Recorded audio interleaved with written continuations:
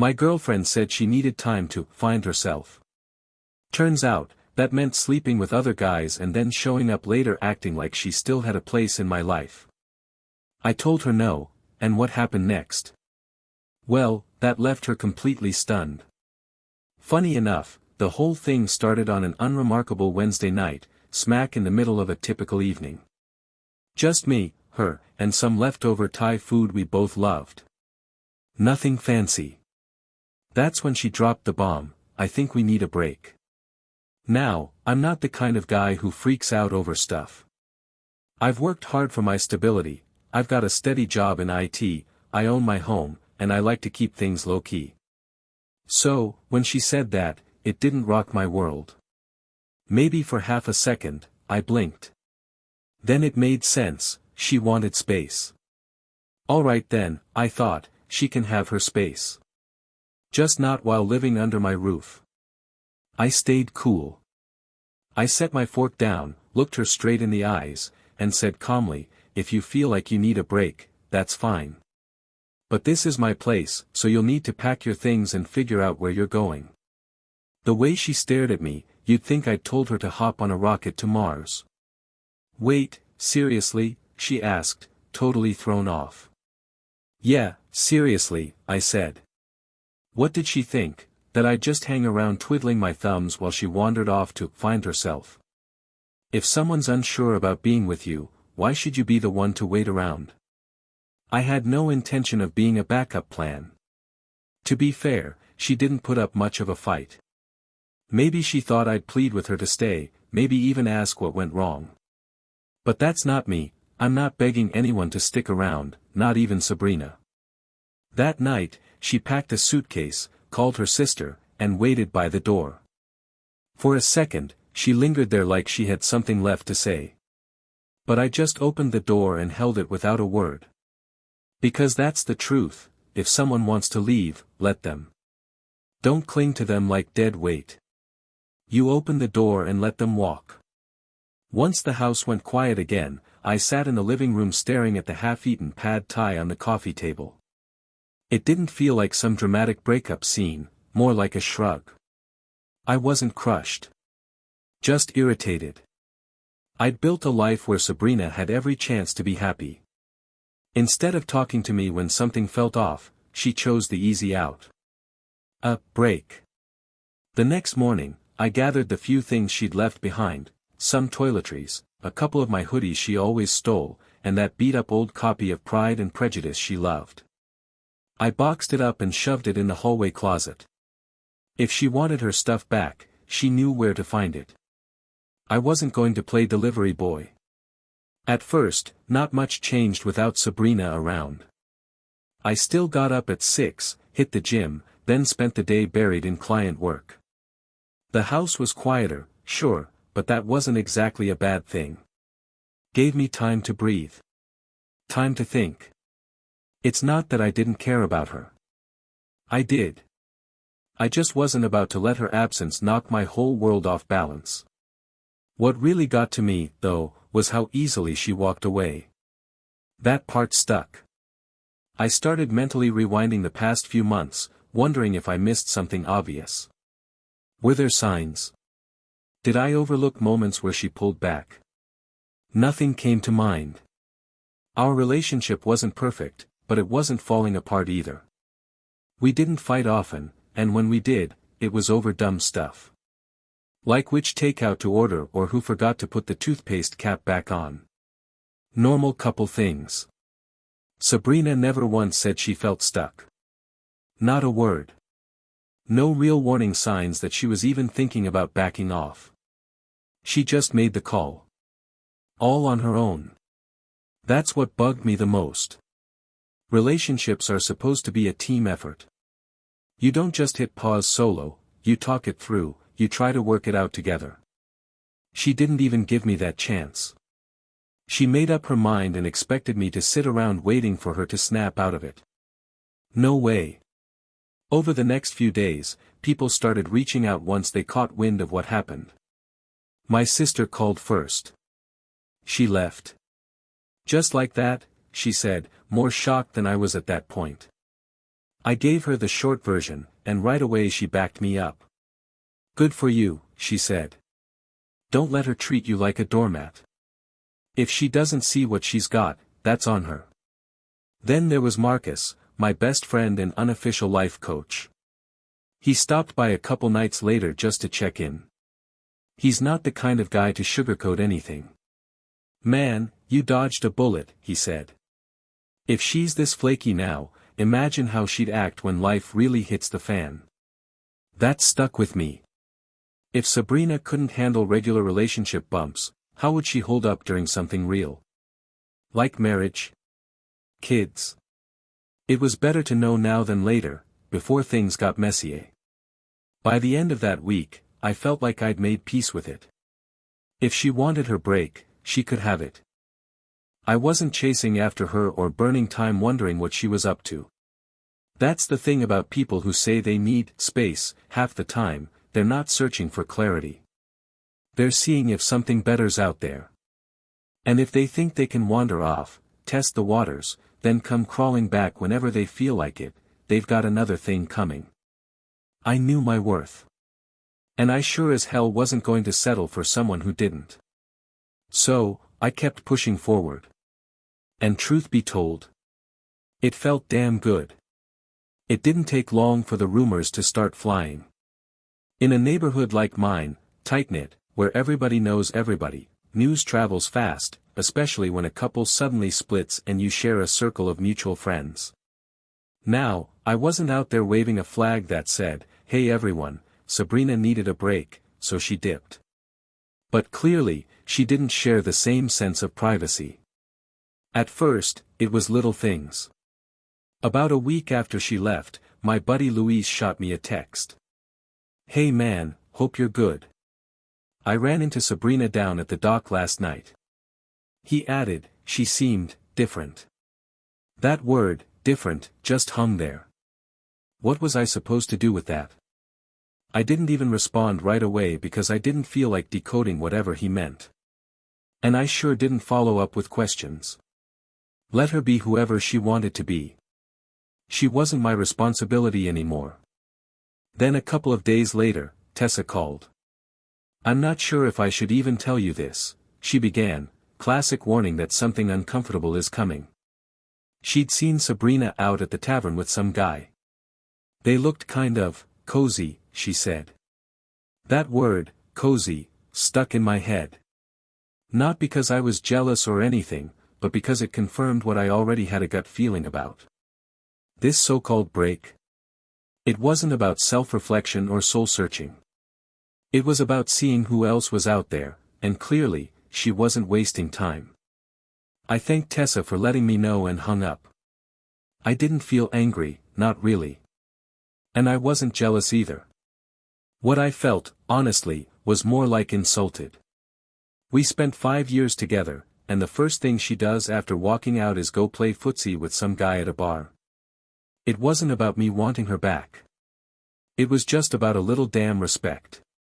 But the whispers kept coming. One by one, more folks chimed in with their unsolicited updates. My neighbor Cheryl caught me while I was mowing the front lawn. She leaned over the fence like she was about to drop the juiciest news in town. "Hey, Drew," she said. "I saw Sabrina jogging with some guy yesterday morning. He's new, right? Haven't seen him around before." I just shrugged. "Probably," I told her. "Doesn't really matter to me." Cheryl gave me this sideways look, like she wasn't sure if I was being honest or just pretending not to care. But truthfully, I meant what I said. If Sabrina wanted to go jogging with random dudes or jump back into the dating pool, that was her business. I had real-life stuff to focus on, like keeping my yard under control and staying on track with my work. The weirdest part was, I wasn't even trying to keep tabs on her.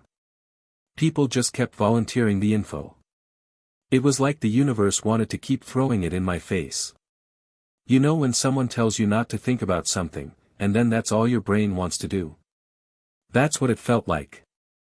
I didn't go looking for these updates, they found me. But the biggest confirmation came straight from Sabrina, or more specifically, from her social media. And no, I wasn't stalking her, let's clear that up. One night, I opened Instagram just to check something random, and boom, her face popped up in my feed. Thanks, algorithm.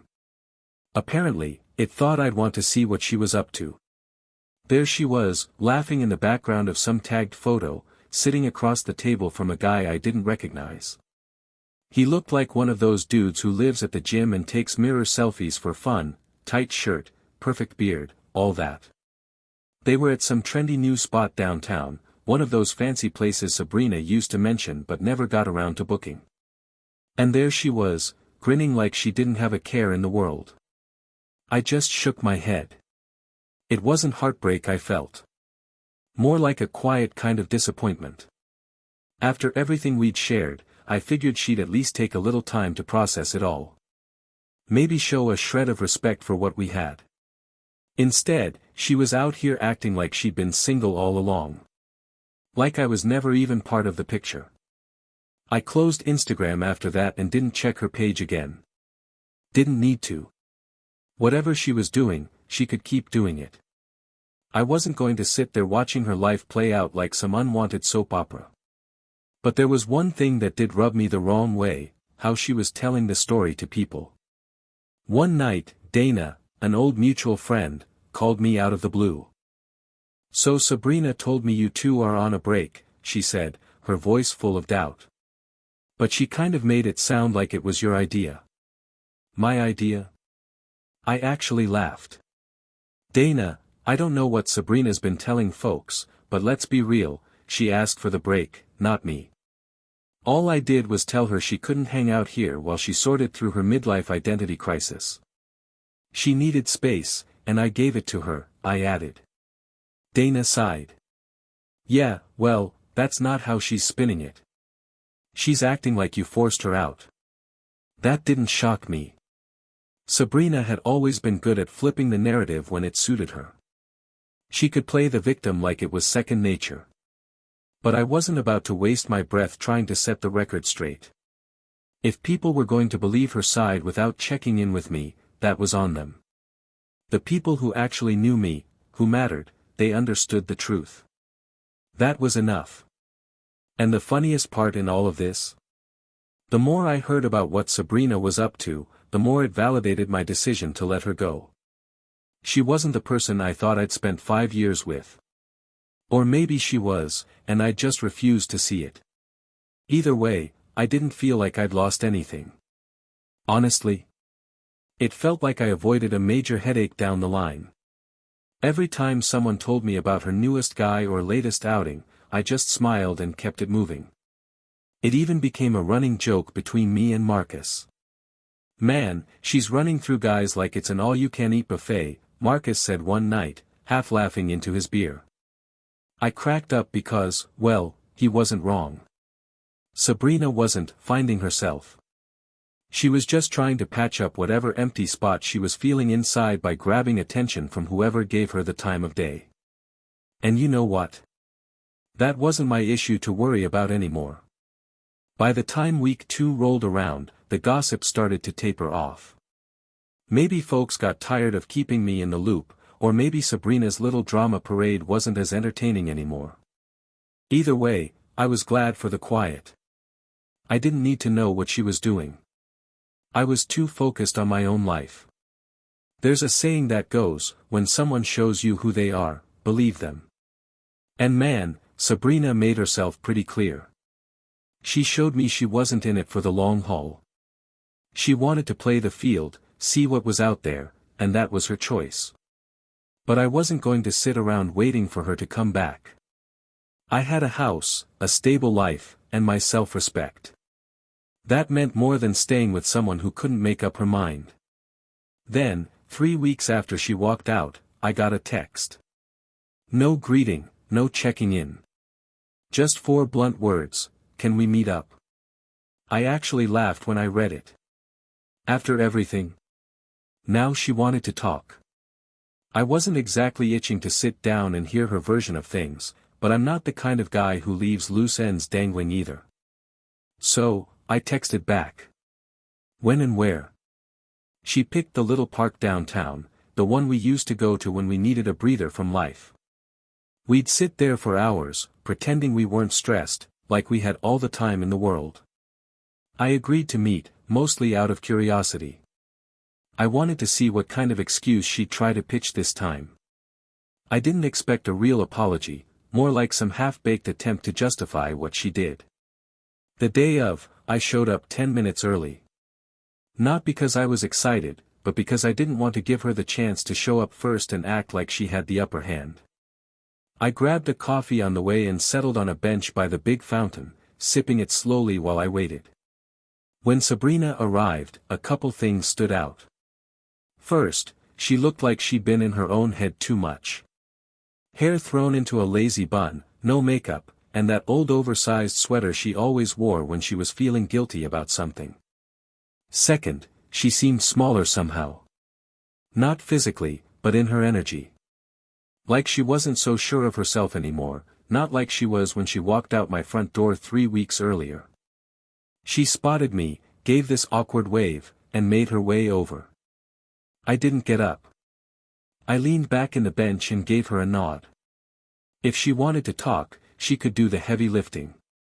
I wasn't about to make this easy. "Thanks for meeting me," she said as she sat down. I didn't say a word, just raised an eyebrow and waited.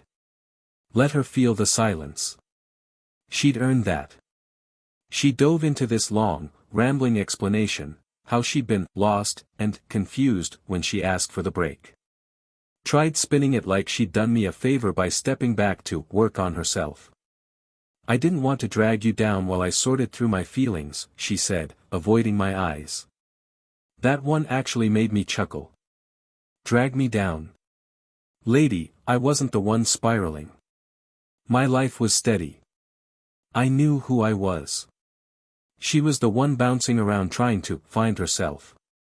And somehow, she'd convinced herself that walking away was this noble, selfless thing to do. I just needed time, she went on, to figure out if I could become the best version of myself, for us. For us? Please. It sounded more like she'd been off on some soul-searching vacation, with side quests. When she finally stopped talking, I took a sip of my coffee and said calmly, "So, how'd that time work out for you?" She blinked, clearly didn't expect that. "It's been enlightening," she said, voice a little shaky. "I realized I was taking you for granted. I didn't appreciate everything you brought to the relationship." I didn't respond. Just gave a small nod and let her keep talking. I wasn't going to help her dig herself out of the mess she made. And, she hesitated, voice getting quieter, "I made some mistakes during the break." Mistakes. That's the word she chose. Not choices. Not decisions. Mistakes, like everything just, accidentally happened. "I've heard about your mistakes," I said flatly. No anger, just facts. People talk, Sabrina. The bar. The restaurant. The jogs. I know. Her face turned red like I'd slapped her with reality. She started stammering. "I didn't mean for it to go like that. I thought I needed to see if I was missing something." I shook my head slowly. "You weren't missing anything. You had everything. And you threw it away to chase the idea that something out there might be better. That's on you." She looked like she was about to cry. But I didn't move. I wasn't going to comfort her.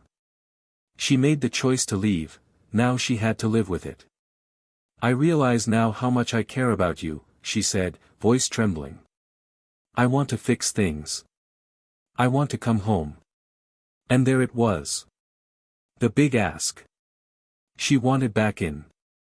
Not because she suddenly recognized my value, but because whatever fantasy she'd been chasing didn't live up to the hype. Maybe those guys didn't treat her with patience. Maybe they weren't as grounded.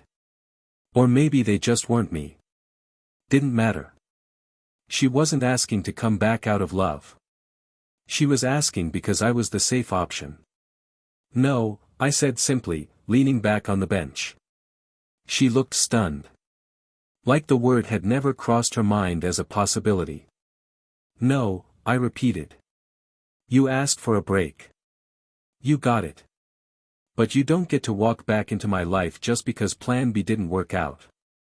She started pleading, trying to make her case. But I'd heard enough. I stood up. Take care of yourself, Sabrina, I said as I turned to leave. I didn't look back. I didn't wait to see if she followed. I just walked away.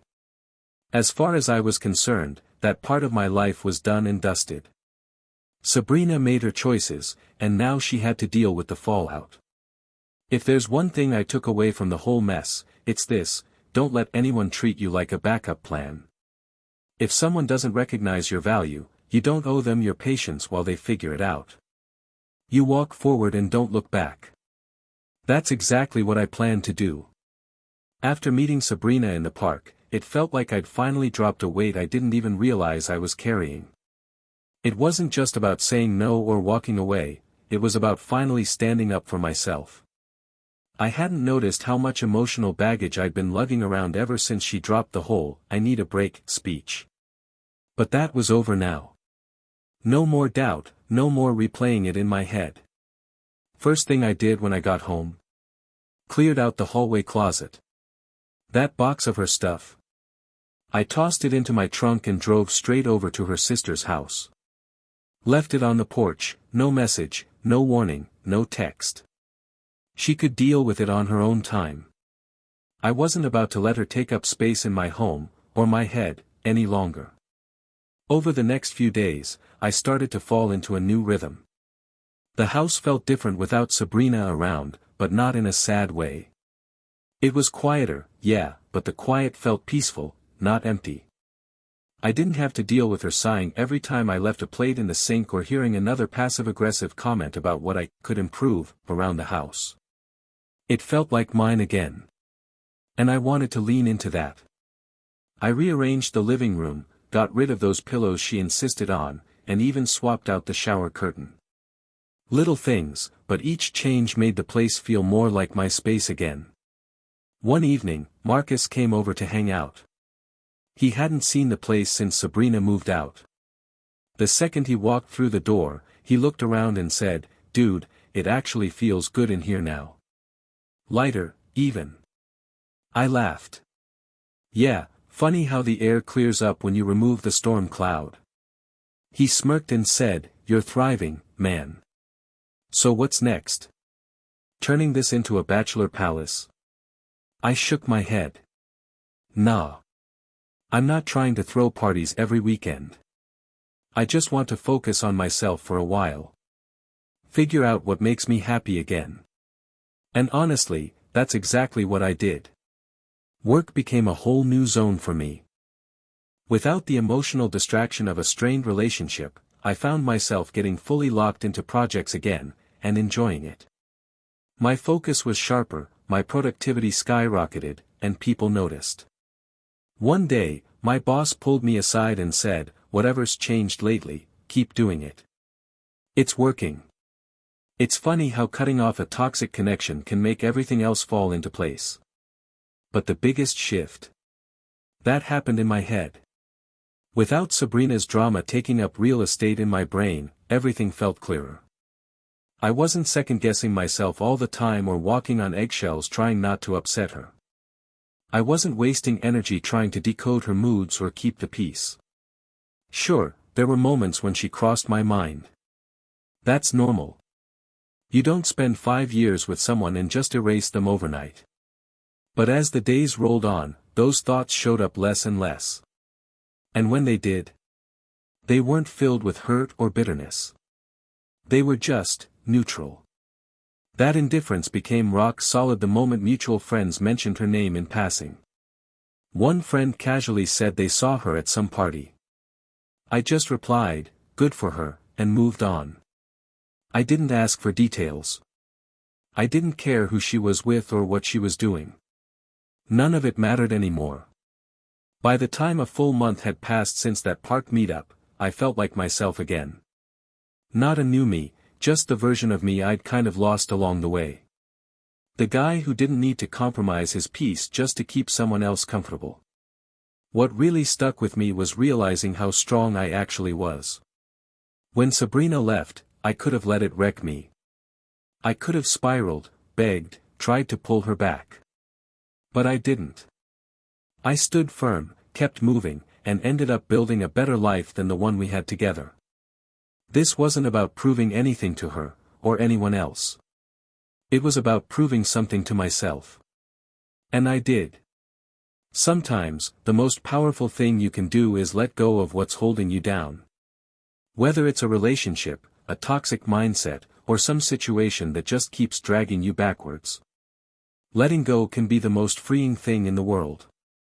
For me, that meant saying goodbye to Sabrina, and all the chaos she came with. And honestly, it was worth it. Now, with a clear head and a full heart, I can say with complete confidence, I made the right call. It had been about 6 weeks since we'd last talked. I wasn't checking her socials, wasn't wondering about her whereabouts, and I definitely didn't miss her. To me, that book was closed, shelved, and collecting dust.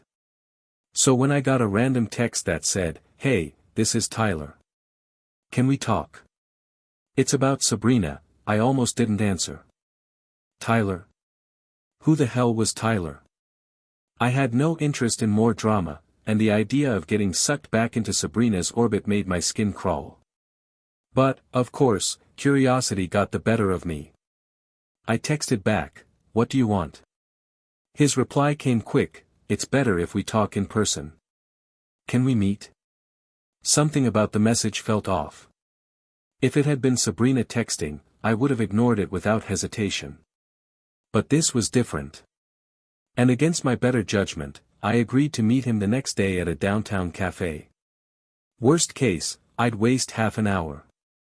Best case, I'd get some clarity about why some guy I'd never met wanted to talk to me about my ex. The following afternoon, I walked into the cafe and spotted him right away.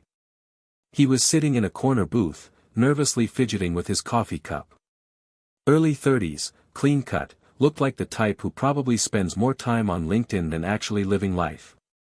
I walked over, sat across from him, and skipped the small talk entirely. "You Tyler?" I asked, eyeing the guy across from me. He gave a nervous nod, looking more uneasy than I figured he would. "Yeah, thanks for agreeing to meet," he said, shifting around like the chair had nails in it. "I wasn't sure if I should say anything, but I felt like you deserved to hear the truth." "The truth, huh?" I leaned back and crossed my arms. "Alright, let's hear it then, what truth?" He let out a deep breath like he was about to unload something heavy. "So, I've been seeing Sabrina," he started, eyes glued to the table. "Well, I was seeing her." I just raised an eyebrow. Didn't say a word. Honestly, I wasn't shocked. I knew Sabrina had been bouncing between guys ever since we split. I just never cared enough to keep track of who was who. To me, Tyler was just another name in the pile. He must have picked up on the fact that I wasn't surprised, because he kept going, words spilling out faster now. "The thing is, when we started dating, she said you two were completely over. Like, done. She told me the break was just paperwork," he said, "that you were already out emotionally." I almost laughed out loud. "Emotionally checked out?" I repeated, shaking my head. "Yeah, that's not exactly how it happened," I told him. "She asked for space, so I told her to pack her stuff. That was the end of it." Tyler looked like he wanted to crawl out of his own skin. And I'll admit, that made me feel a little better. "She really made it sound like you didn't care," he mumbled. Like she had no other option but to move on. That was textbook Sabrina, twisting the story so she came off as the wounded party. I wasn't shocked. If anything, it confirmed that she was still the same manipulative person she'd always been. "So why are you telling me all this now?" I asked, leaning in a bit. "What's the point?" He sighed and ran a hand through his hair. "Because I started noticing stuff, small things that didn't sit right. She'd talk about you sometimes, like you were still part of the picture. She'd tell stories about your place, things you two used to do, and it didn't line up with the idea that she was over you. I didn't say a word. Just let him talk. The more he rambled, the more obvious it became, he'd been played just like I had. Difference was, I caught on way earlier.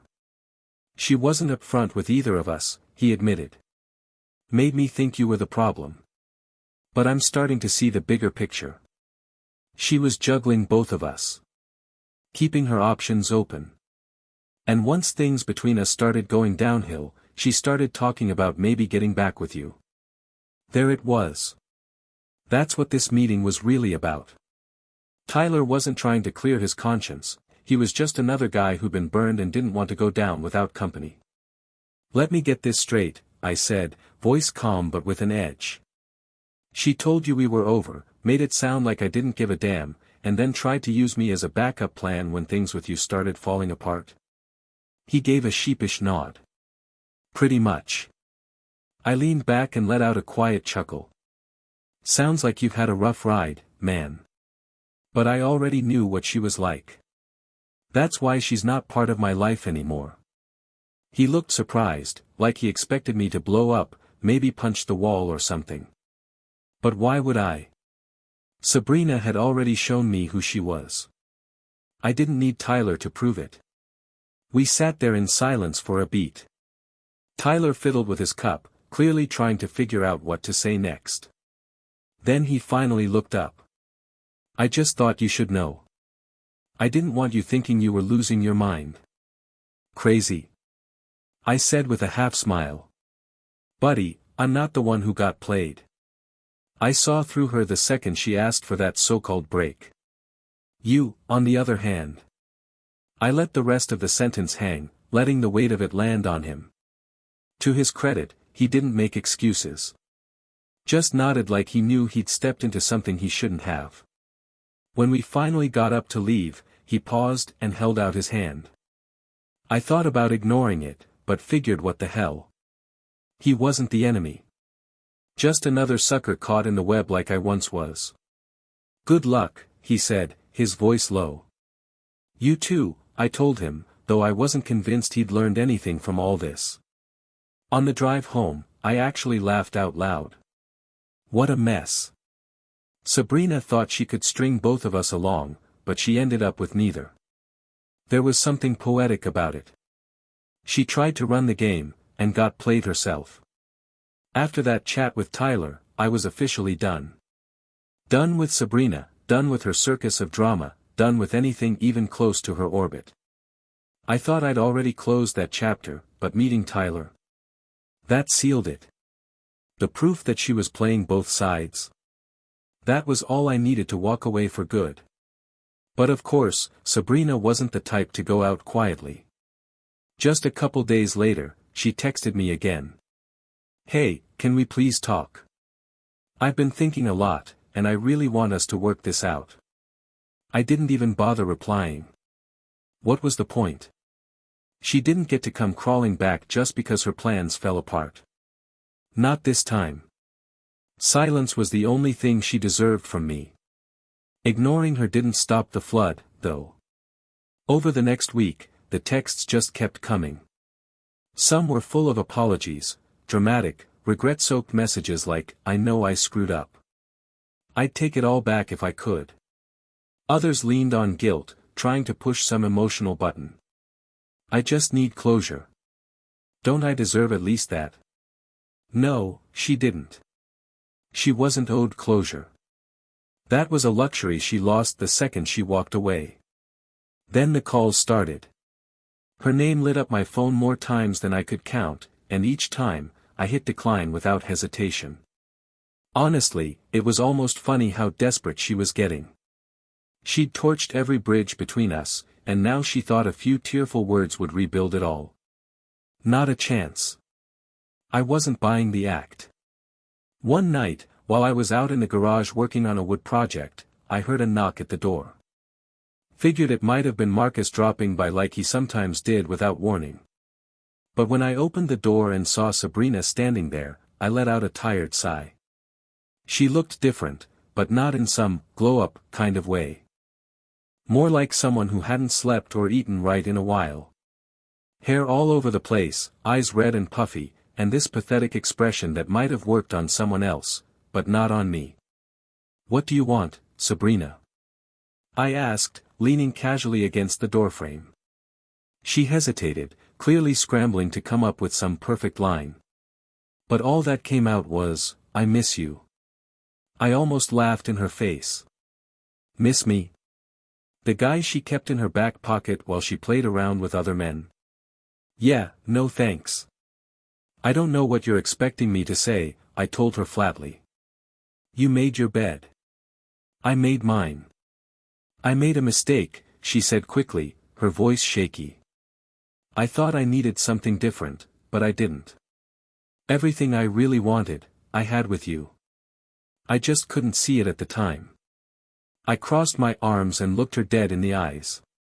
You think you can just show up here, say a few sweet things, and I'll forget all the garbage you put me through?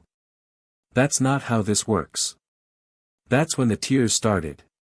She broke down right there on my porch, pleading through sobs. I didn't know what I was doing. I got lost in my own head. I'm sorry, Drew. I mean it. Can't we start fresh? Her crying didn't do a damn thing to me. Maybe it worked on Tyler or whatever other poor guy she reeled in, but I was done falling for that trick. I'm not interested, I said, my voice steady. You wanted space. You got it. You wanted to see what else was out there. You did. Now you're just dealing with the fallout. That's not my problem. She stood there, stunned like she couldn't believe I wasn't cracking. Then she tried one last card. What about everything we had? Doesn't any of that mean something to you? It did, I said, calm but firm. But I'm not bitter. I'm not mad anymore. I've just moved on. I'm not going to let you walk back into my life just because your plans didn't work out. You need to let go, Sabrina. I already have. Her face crumpled like a paper bag, and for a second, I thought she'd make another plea. But instead, she just nodded and wiped her face with the sleeve of her hoodie. I'm sorry, she whispered. For everything. I didn't say a word. What was there to say? I closed the door behind me and let her walk away. I didn't even watch her leave. And you know what? I felt nothing, no sadness, no resentment. Just peace. She was gone. Finally, for good. And that's exactly where she needed to stay. After that night, she didn't reach out again. Maybe she finally got the message. Or maybe shame kept her from trying again. Either way, I didn't care.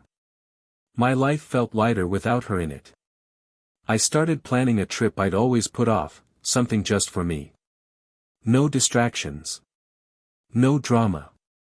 Just freedom. That's the thing. People like Sabrina don't change. They'll say all the right things, cry all the right tears, but their actions always give them away. And hers told me everything I needed to know. She didn't respect what we had. She walked away like it was nothing, thinking she could just circle back when it suited her. But that's not how life works. At least, not with me. I don't regret the time we shared. But I don't miss it either. That part of my life. It's over. Locked up tight and the keys long gone. If she's smart, she'll learn something from all this and treat the next guy better. But as for me, I've already turned the page. Funny enough, the first I heard about how far she'd fallen came from my neighbor, Cheryl, the local gossip queen. She always had a nose for everybody's business. Drew, she said one morning, did you hear about Sabrina? I hadn't, of course. I wasn't keeping tabs on her. What about her? I asked, more to be polite than because I cared. Cheryl leaned in like she was sharing state secrets. Lost her job. Something about messing up a big project and getting into it with her boss. I just nodded. Didn't say much. I wasn't gonna dance on her grave, but I wasn't gonna pretend I felt bad either. Over the next couple of weeks, more bits of news trickled in. None of it good. First, the job loss. Then I heard from a mutual friend that her living situation had gone sideways too. Apparently, she'd been crashing with her sister after our breakup. But after a while, her sister got fed up with her freeloading and told her to find her own place. From what I gathered, she didn't have many doors left to knock on. Burned too many bridges, leaned on too many people one time too many. She ended up renting a small room in some rundown apartment across town, nowhere near the cushy life she'd once had. And yeah, I'll admit it, deep down, I felt a bit vindicated. She threw away something stable, something real, chasing whatever shiny thing caught her eye. And in the end, she sank her own damn ship.